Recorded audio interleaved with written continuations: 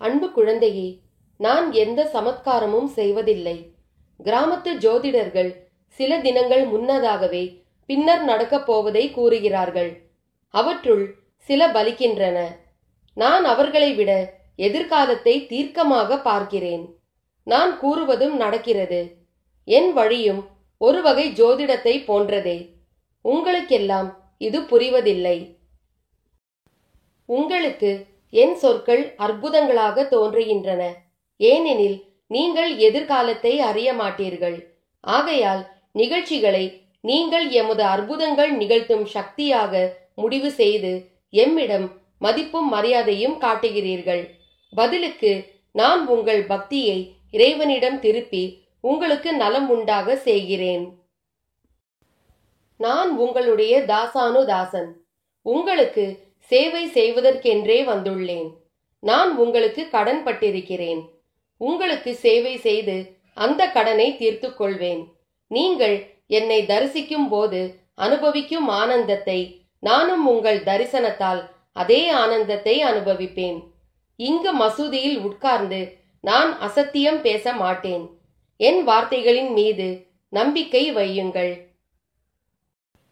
ஷீரடி சாய்பாபா லட்சுமிபாய் ஷிண்டேவுக்கு 1 ரூபாய் நாணயமாக 9 நாணயங்களை எடுத்து கொடுத்த கதையை அறிந்து கொள்ளலாம். பாபா துவாரகா மாயி மசூதிக்கு வந்து என்றைய தினம் தங்க தொடங்கினாரோ அன்று முதல் துவாரகா மாயியை சுத்தம் செய்யும் பணியை லட்சுமிபாய் ஷிண்டே ஏற்றுக்கொண்டார். நல்ல வசதியான குடும்பத்தில் பிறந்த இவர் பாபாவை வணங்குவதை பிரதானமாக வைத்திருந்தார். லட்சுமிபாயிடம் பாபா எப்போதாவது சாப்பிட உணவு வேண்டும் என்று கேட்பார். அதுவும் குறிப்பிட்டு இந்த வகை உணவுதான் வேண்டும் என்று கேட்பார்.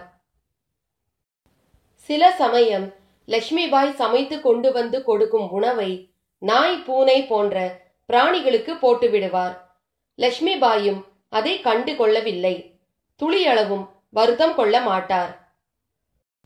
பாபா ஷீரடிக்கு வந்த தொடக்க நாட்களில் அவருக்கு உணவு கொடுக்க பல பெண்கள் மறுத்துள்ளனர்.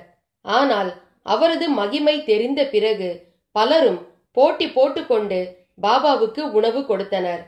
பாபா தினமும் 5 வீடுகளுக்கு சென்று பிச்சை எடுத்து சாப்பிடுவதையே வழக்கமாக கொண்டிருந்தார். பசிக்கு உணவு அளிப்பவர்கள் கடவுளுக்கு நெய்வேத்தியம் செய்கிறார்கள் என அர்த்தம் என்று பல தடவை பாபா கூறியுள்ளார்.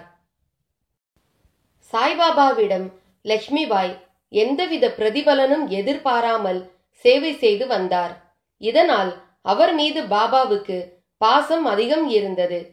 தனது இறுதி காலம் நெருங்கிவிட்டதை உணர்ந்த பாபா ஒரு நாள் லட்சுமிபாய் ஷிண்டேயை அழைத்தார். அவரிடம் 1 ரூபாய் நாணயமாக 9 நாணயங்களை பாபா எடுத்து கொடுத்தார். இதை வைத்துக்கொள் என்று கூறி ஆசீர்வதித்தார். பாபா தன் பக்தர்களில் ஒருவருக்கு செய்த கடைசி உதவி இதுதான் என்பது குறிப்பிடத்தக்கது. இத்தகைய சிறப்புடைய லட்சுமிபாய் ஷிண்டே வீடும் ஷீரடி ஸ்தலம் அருகிலேயே உள்ளது. லட்சுமிபாய் ஷிண்டே மரணம் அடைந்ததும் அவரது உடலை அவரது வாரிசுகள் வீட்டிலேயே அடக்கம் செய்து சமாதி கட்டி வைத்துள்ளனர். மேலும் பாபா கொடுத்த 9 நாணயங்களையும் அவர்கள் அங்கு பத்திரப்படுத்தி வந்துள்ளனர். ஷீரடிக்கு செல்பவர்கள் மறக்காமல் தவறாமல் லட்சுமிபாய் ஷிண்டே வீட்டுக்கும் சென்றுவிட்டு வருகின்றனர். சாய்பாபா லட்சுமிபாய்க்கு கொடுத்த அந்த 9 நாணயங்கள் 9 குணங்களை குறிக்கிறது. 1. அகங்காரம் இன்மை. 2. பொறாமை கூடாது. 3. இடைவிடா பக்தி சேவை. 4. பற்று அற்று இரு. 5. குருவின் மேல் முழு நம்பிக்கை. 6. அமைதியான இயல்பு. 7. உண்மை கண்டறிதல். 8. பகை பாராட்டாமல் இருப்பது. 9. பிறர் மீது குறை காணாதிருப்பது.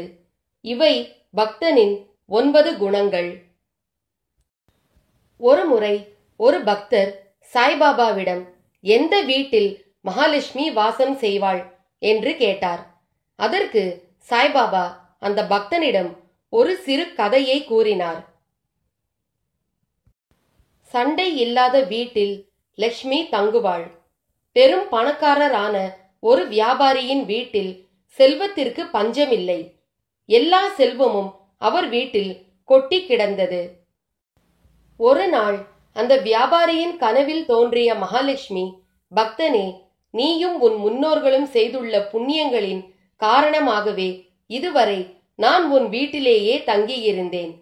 நீ செய்த புண்ணியம் அனைத்தும் தற்போது தீர்ந்து விட்டது. எனவே இன்னும் ஓரிரு நாளில் உன் வீட்டை விட்டு வெளியேற உள்ளேன். அதற்கு முன் உனக்கு ஏதாவது வரம் வேண்டும் என்றால் கேட்டு பெற்றுக்கொள். ஆனால் என்னை இங்கேயே தங்கியிருக்க கேட்க கூடாது என்றாள். மறுநாள் பொழுது விடிந்தது. வியாபாரி வீட்டில் உள்ள அனைவரையும் அழைத்து கனவில் நடந்தவற்றை கூறினார். மகாலட்சுமியிடம் என்ன வரம் கேட்கலாம் என்று அவர் தம் குடும்பத்தினரிடம் ஆலோசனை கேட்டார். ஒவ்வொருவரும் ஒவ்வொரு விதமாக ஆலோசனை கூறினர். ஆனால் அவர்கள் அனைவரும் ஒரே கருத்தையே வெளிப்படுத்தினர். நவரத்தினங்களை வரமாக கேளுங்கள், ஏராளமான பொற்குவியல்களை கேளுங்கள், நிறைய உணவுப் பொருட்களை கேளுங்கள், மாட மாளிகைகள் பலவற்றை கேளுங்கள் என்று அடுக்கிக் கொண்டே போனார்கள். அப்போது அந்த வீட்டின் கடைசி பெண் தன் தந்தையிடம், அப்பா, நமக்கு தேவையான பொன், வைரம், வைடூரியம், மாணிக்கம், வீடு என எவற்றை வரமாக கேட்டு வாங்கினாலும் அது நம் வீட்டில் நிலைக்கப் போவதில்லை.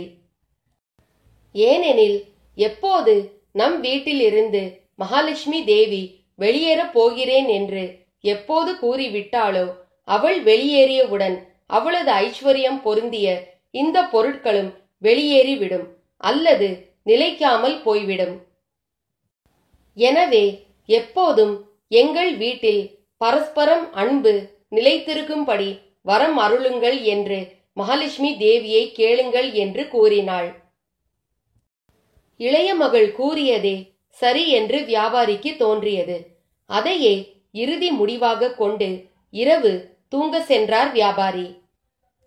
அன்றைய தினம் இரவில் அவர் கனவில் மகாலட்சுமி தோன்றினாள். அவளிடம், அன்னையே, எங்கள் குடும்பத்தில் உள்ளவர்களிடம் எப்போதும் பரஸ்பரம் அன்பு நிலைத்திருக்க வேண்டும். இதுவே நான் உன்னிடம் கேட்கும் வரம். இந்த வரத்தை மட்டும் தாங்கள் அருளினால் போதுமானது என்று வியாபாரி கேட்டார். லட்சுமி தேவி சிரித்தபடி, மகனே, இப்படி ஒரு வரத்தை கேட்டு மீண்டும் உன் வீட்டிலேயே என்னை கட்டி போட்டு விட்டாய். எந்த குடும்பத்தில் ஒருவருக்கொருவர் பரஸ்பரம் அன்பு செலுத்தி வாழ்கிறார்களோ, எந்த குடும்பத்தில் சண்டை சச்சரவுகள் இல்லையோ, அந்த வீட்டில் நிச்சயமாக நான் இருந்தே தீருவது என்று முடிவு எடுத்துள்ளேன். எனவே நீ கேட்ட இந்த வரத்தால் மீண்டும் நான் உன் வீட்டிலேயே தங்கி இருந்து விடுகிறேன் என்று கூறி அங்கேயே தங்கிவிட்டாள் மகாலட்சுமி. எந்த வீட்டில் குடும்பத்து பெரியவர்களை மதித்து வழிபடுகிறார்களோ, எங்கு நாகரிகமான முறையில் மற்றவர்களுடன் மரியாதையோடு பழகுகிறார்களோ, பிறருடைய செய்கையால் மனதில் கோபம் ஏற்பட்டாலும் எவர் தங்கள் வாயால் சண்டை செய்யாமல் இருக்கிறார்களோ, அந்த இடங்களில் எல்லாம் நான் வசிக்கிறேன் என்று இந்திரனிடம் ஒருமுறை லட்சுமி கூறியதாக புராண வரலாறு தெரிவிக்கிறது. ஆகையால் லட்சுமி கடாட்சம் பெற விரும்புபவர்கள் சண்டை போடுவதை தவிருங்கள் என்று சாய்பாபா அந்த பக்தனிடம் தெரிவித்தார். என் குழந்தையே, நீ படிப்படியாக உயரப் போகிறாய். அதை நானும் கண்டுகளிக்கப் போகிறேன். ஆகவே எந்த ஒரு கடினமான சூழ்நிலையிலும் நம்பிக்கையை இழந்து விடாதே. நான் இருக்கிறேன். சில சமயங்களில் வேதனை தரும் நிகழ்வுகள் நிகழலாம். இருப்பினும் உன் மன தைரியத்தினை இழந்து விடாதே. உனக்கென நான் இருக்கிறேன். எல்லாவற்றையும் மாற்றுவேன். நிம்மதியாக இரு. அடைத்த கதவுகள் அத்தனையும் திறக்கப்படும். நீ இந்த வாரம் என்னிடம் கேட்டது கட்டாயம் நடக்கும். என்னிடம் கூறிய பின்பு உனக்கு கவலை என்பதே இருக்கக்கூடாது. அதற்கான வழியை நான் உனக்கு அமைத்து தருகிறேன். சற்று அமைதியாக இரு. எல்லாம் நன்மைக்காகவே. இப்படிக்கு உன் சாயப்பா. ஜெய் சாய்ராம்.